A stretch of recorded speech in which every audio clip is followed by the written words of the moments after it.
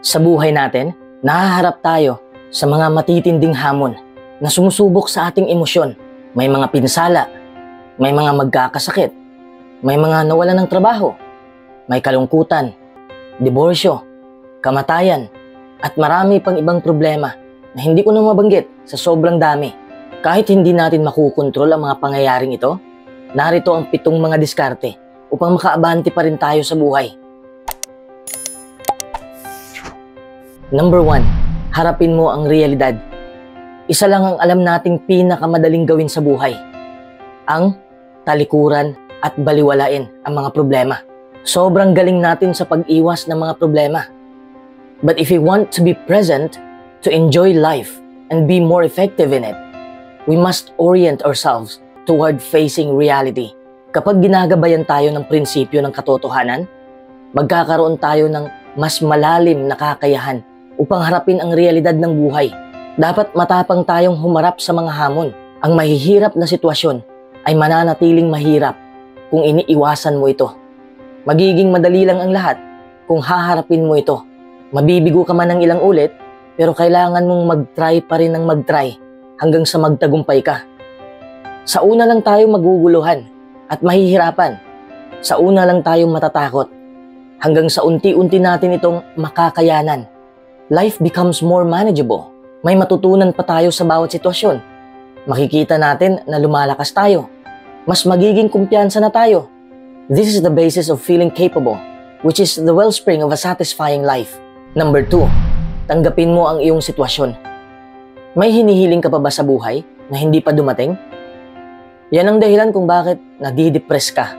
Palagi ka nalang nakapokus sa mga bagay na wala sa'yo. Nakalimutan mo na ang mga bagay na nasa buhay mo na. The secret to life is to want what you have and to not want what you don't have. Being present means being present to the life that you have right here, right now. May kalayaan ka namang pumili sa buhay mo. May mabuting nangyayari, pero sa masama ka nakapokus. May magandang sitwasyon, pero sa trahedya ka nakapokus. May maraming nagmamahal sa'yo, pero iniisip mo lang ang isang tao na nawala sa'yo. Araw-araw kang nabubuhay, pero araw-araw ka ring nalulumbay. Pumili ka sa dalawa. Mag-focus ka sa negatibo o mag-focus ka sa positibo. Always choose positivity. You have a real chance to enjoy life. Kaya ngayon, tanggapin mo na mangyayari ang mga negatibong bagay sa buhay mo. Hindi mo talaga maiiwasan yan. Surrender to the reality so you can give yourself a chance to do what you can do. Number 3, huwag kang magmadali. Naaalala mo pa ba ang kwento ng pagong at kuneho? Ang nanalo sa karera ay ang mabagal. Pero ang mabagal na hayop na yon ay nakapokus lang sa goal niya. May apply ba natin yan sa ating buhay? Siyempre, sa palaging pagmamadali natin, marami tayong makakaligtaan sa buhay. Parang tayo lang din ang nagwasak sa sarili nating tagumpay. Pati sarili natin, inuunahan na natin. Ito ang dahilan kung bakit marami tayong nagawang pagkakamali. Gusto kasi nating madaliin ang lahat ng bagay. Kahit hindi natin nakukontrol, pilit nating kinukontrol. Pero ang madaling buhay na hinahangad mo, hindi naman yun ang pinakamagandang buhay na inaasahan mo. Tandaan mo, walang shortcut sa tagumpay. Walang elevator sa tagumpay. Lahat tayo ay naghahagdan.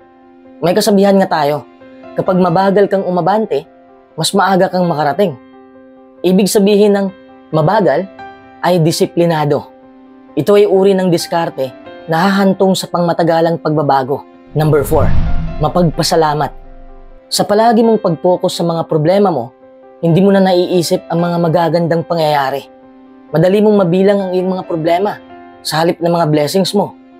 Kung nakapokus ka lang sa mga problema mo, wala nang ibang lalabas sa bibig mo, kundi palagi na lang magrereklamo. Changing your perspective can make all the difference. Recognizing the good and receiving it with gratitude is a recipe for emotional health and well-being. Ang pagiging mapagpasalamat ay napatunayan ng maraming pakinabang sa pisikal, mental, at emotional. Kaya dapat itong gawing bahagi ng buhay nating lahat. Ang pagiging mapagpasalamat ay napatunayang talagang nakapagpapasaya.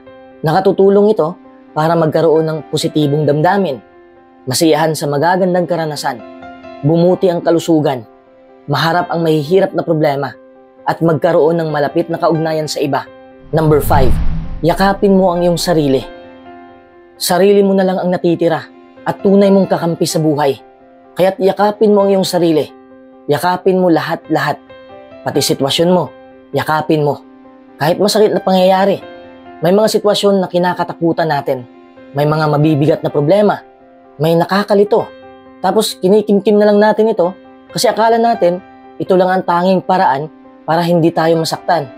But the truth is, we need our feelings in order to find satisfaction, in order to find meaning, and in order to find pleasure in life.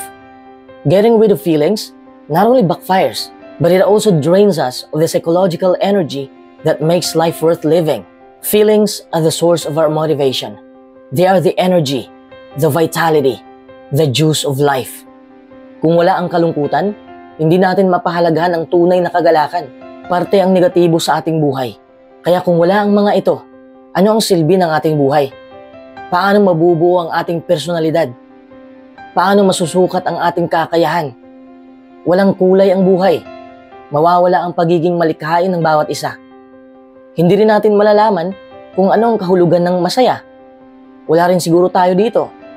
Without our feelings, nothing would really matter. Number 6, tanggapin mo ang kabiguan.